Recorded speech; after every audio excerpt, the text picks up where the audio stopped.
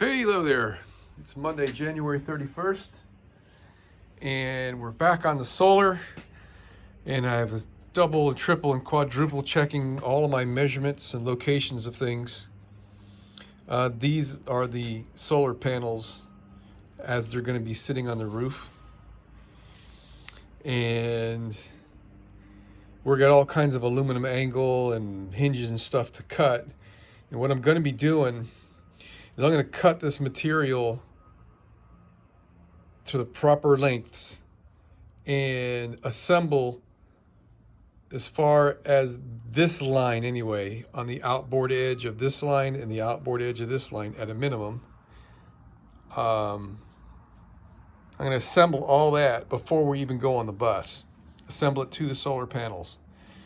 That way, when it comes time to do the installation, everything will be pre-drilled like a kit, and it'll just go together, hopefully, very, very easily. And so what I got here, these double lines represent the 2 points in the hat section beam that goes over the roof here, and there's a number of them across. But the only ones that really matter are where I'm going to be cutting the aluminum angle, the 2" by 1" aluminum angle that's going to be adhered to the roof. This is longer than a 20-foot piece, so there's got to be a seam in it. I originally was going to put just one piece along here and then another piece right here and leave this little gap open. But I've since decided I'm going to just run it continuous. I've got the material. That'll give me places to attach other things if I want to do an awning or whatever, I don't know. And it'll also make the attachment a little bit stronger being a continuous piece here. I'm guessing that the forwardmost panel is the most critical one for wind lift and all that good stuff. So we're just going to run it all the way down the whole length, be done with it.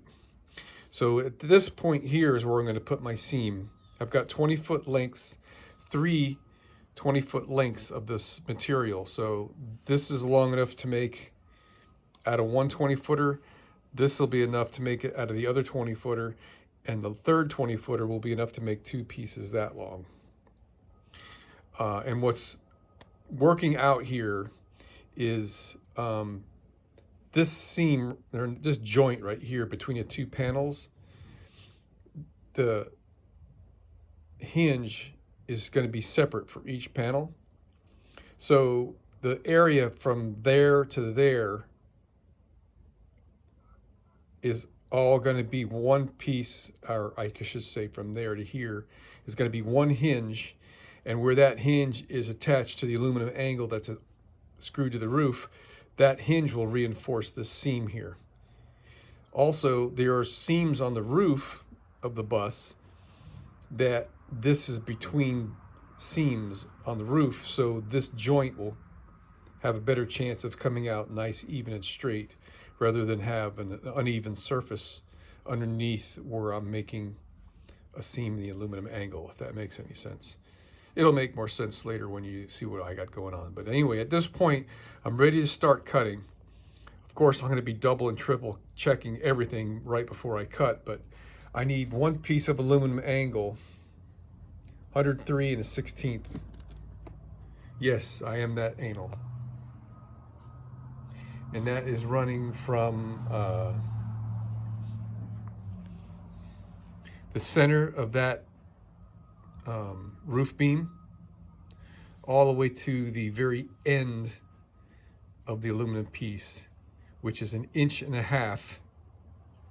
right here, 1.5 inches beyond this beam. If you notice, all these measurements are taken from that where the screw is going to go. This one, the 103 1/16 is coming all the way back to here, which is the end of the metal. All right, so we're off. I'm going to set myself up here. I'm going to use my miter saw to do the cuts.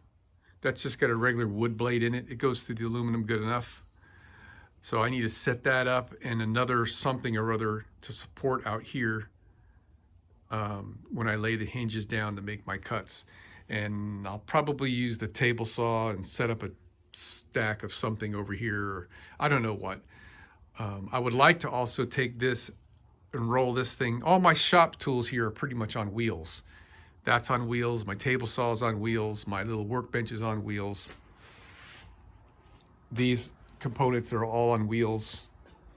My welder's on wheels, and my bandsaw is on wheels. Because I'm in such limited space here, I have to continually move stuff around so I could work.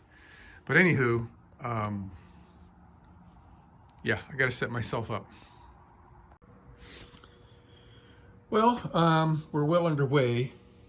I've cut all the hinges, and I cut all the aluminum 1x2 angle.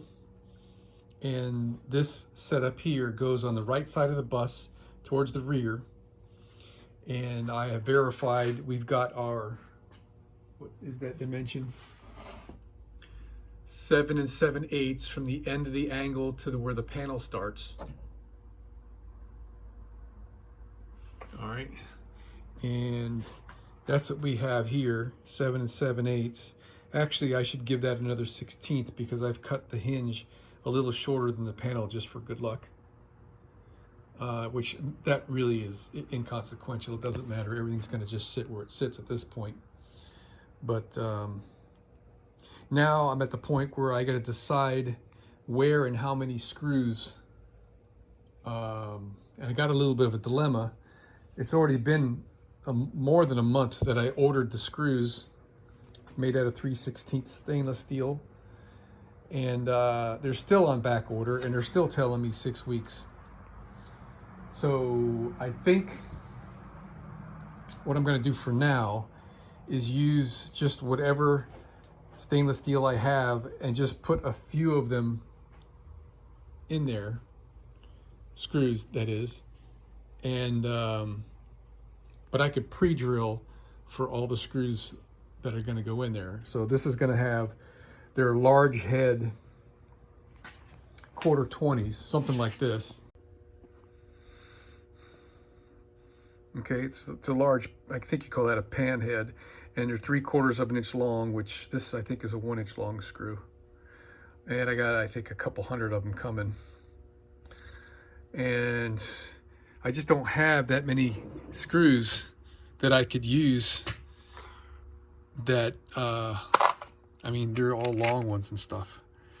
These are going to be for the inboard side. I decided to use these. I think these are button heads with that Allen head. All right, that's enough rambling for now. I got to figure out what I'm doing and decide my screw spacing and start making some shavings.